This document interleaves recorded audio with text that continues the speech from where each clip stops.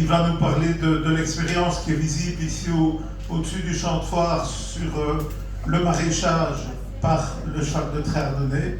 Et puis peut-être il dira un petit mot aussi des concours de débardage qui auront lieu en forêt, puisque je pense pendant les 2 jours de démonstration forestière, il y a des concours de débardage qui seront organisés, là en grandeur réelle, puisqu'on sera vraiment dans la forêt, le cheval sera effectivement au travail en train de débarder. Voilà, merci Martial de nous avoir rejoints.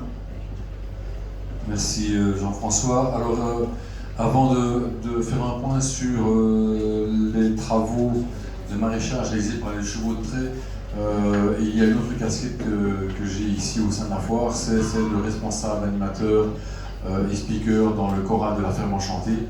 Et là, je fais le lien avec ce qui a été expliqué tout à l'heure, à savoir que les différentes races sont présentées mais de façon très ludique.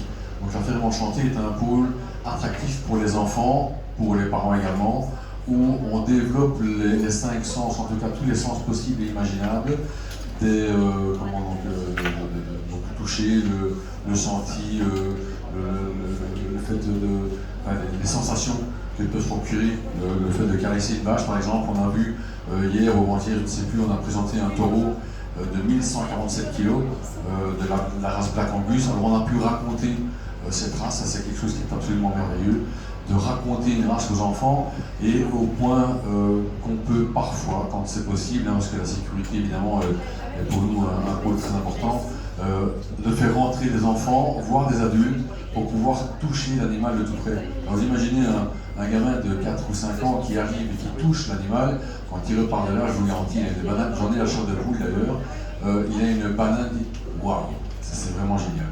Il a l'occasion également, l'enfant, les parents, de pouvoir toucher des petits animaux, tous les animaux de la ferme en fait, dans l'espace caresse. Voilà, l'option, enfin pas l'option, pardon, le point qui est ici intéressant et vraiment important, c'est qu'on arrive à vulgariser tout ce qui touche à l'agriculture, de façon générale, que ce soit pour les bovins, les ovins. On fait participer des enfants à un cours en direct donné par un professeur de travaux pratiques. Et donc les enfants peuvent participer à ce cours. On retrouve là l'essence même, de façon à susciter des vocations. Voilà. Je pense que c'est important de le signaler. Et on permet également au public de poser des questions. Parce que c'est pas tout de présenter un animal, il faut expliquer pourquoi on le présente, comment on le présente. Tout le travail qui est fait en amont doit être souligné. On le fait de façon très, très simple finalement. Et les gens comprennent finalement mieux en voyant, en touchant et en participant dans ces différentes présentations. Ça se passe donc dans la ferme enchantée, juste derrière le nouveau bâtiment de l'ELEC. Ça c'était donc pour la ferme enchantée. Alors l'autre casquette, effectivement, en tant que président du comité européen du cheval de travail et partenaire depuis plus de 30 ans maintenant de la foire, c'est le fait de présenter des chevaux, qu'ils soient ardennais, brabançons, peu importe. L'important ici c'est de présenter des chevaux au travail. Et nous avons, durant les 4 jours de foire, la chance d'avoir des professionnels qui font travailler les chevaux en situation réelle. Et on le voit donc, dès que les chevaux se mettent en action, le public s'arrête et est interpellé par le fait de voir des chevaux qui travaillent. Alors l'image cheval de trait travail est un petit peu passiste.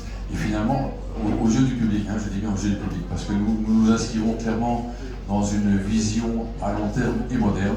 Et certainement en ces temps où on parle de résilience, je pense qu'il est important de signaler que ce n'est pas du tout une vision passiste, elle est clairement moderne.